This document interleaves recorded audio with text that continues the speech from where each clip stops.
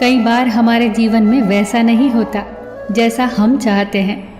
हमारी इच्छा के विरुद्ध चीज़ें हो जाती हैं, पर समय बीतने के साथ हमें ये एहसास होने लगता है कि जो बात हमें उस वक्त सही नहीं लग रही थी, उसी बात के लिए आज हम ईश्वर का धन्यवाद दे रहे होते हैं।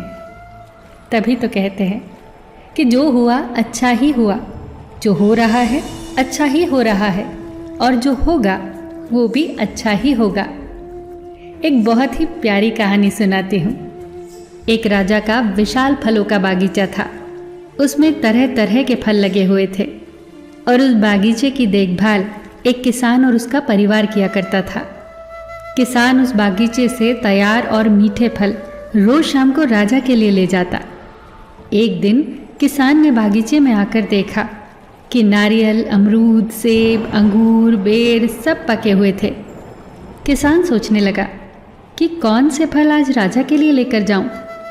न जाने उसके मन में क्या आया। उसने अंगूर की टोकरी भरी और राजा के लिए लेकर महल की ओर चल दिया। वो रास्ते भर सोचता जा रहा था। केवल अंगूर लिए, 2-4 सेब, नारियल, अमरूद ही डाल लेता। अलग अलग फल देखकर राजा कितना खुश हो जाता। सोचते सोचते वो महल के बाहर पहुंच गया। उसने अंगूर से भरा टोकरा राजा के सामने रख दिया और थोड़ी दूर जाकर बैठ गया।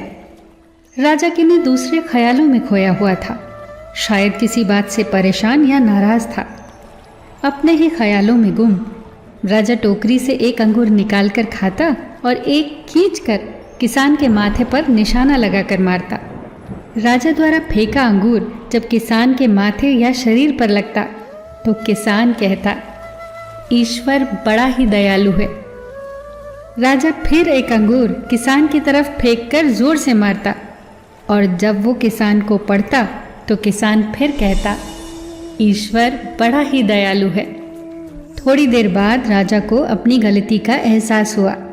वो सोचने लगा, मैं किसान के साथ कितना बुरा बर्ताव कर रहा हूँ और प्रत्युत्तर क्या आ रहा है। राजा ने किसान से पूछा, मैं बार बार अंगूर फेंककर तुम पर मार रहा हूँ और तुम्हें लग भी रहे हैं, फिर भी तुम कह रहे हो ईश्वर बड़ा ही दयालु है।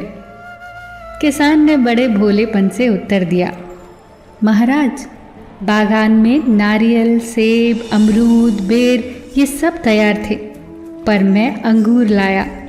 मैं वो सारे फल भी ला सकता था, पर ईश्वर की कृपा से ही मुझे ये भान हुआ कि मुझे अंगूर ही ले जाने चाहिए।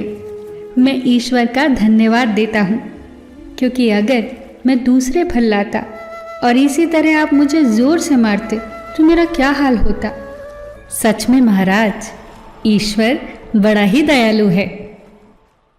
दोस्तों, यदि जीवन में किसी मोड़ पर सही या आपके हिसाब से घटित ना हो तो धैर्य रखना, क्योंकि समय अपने राज समय आने के साथ ही खोलता है और उस समय हमारे मुंह से यही निकलता है कि जो हुआ अच्छा ही हुआ।